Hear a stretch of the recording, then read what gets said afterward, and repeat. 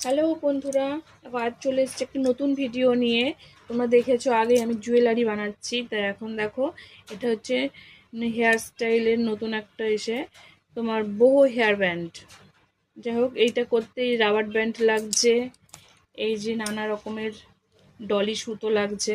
আমি এখানে 6 কালারের 5 কালারের নিয়েছি ডলি সুতো।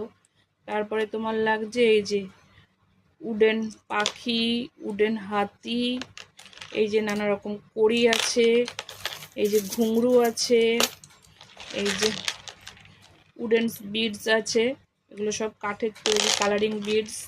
আর তোমার নানা রকম জামস আছে, এই জুয়েলারির জামসগুলো, এগুলো দিয়ে তোমার রাবার ব্যান্ডগুলো তৈরি করব।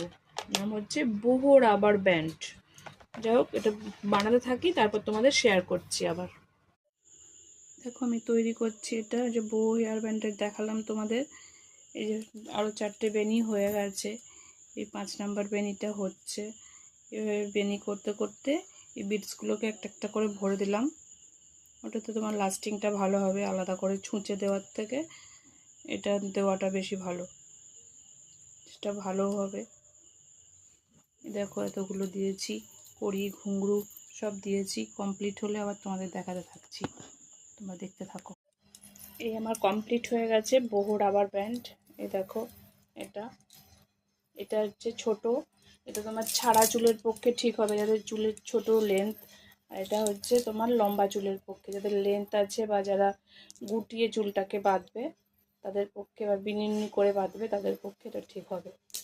এবার আমি তোমাদের পরে দেখাই এটা কেমন লাগছে পরে। এই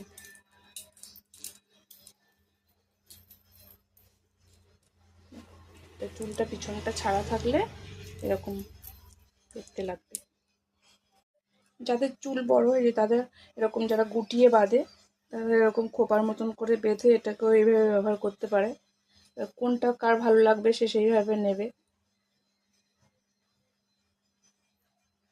তোমাদের কোনটা ভালো লাগলে একটু কমেন্ট করে জানিও। আজকের মধ্যে এই পর্যন্তই, দেখা হচ্ছে নেক্সট ভিডিও। টাটা।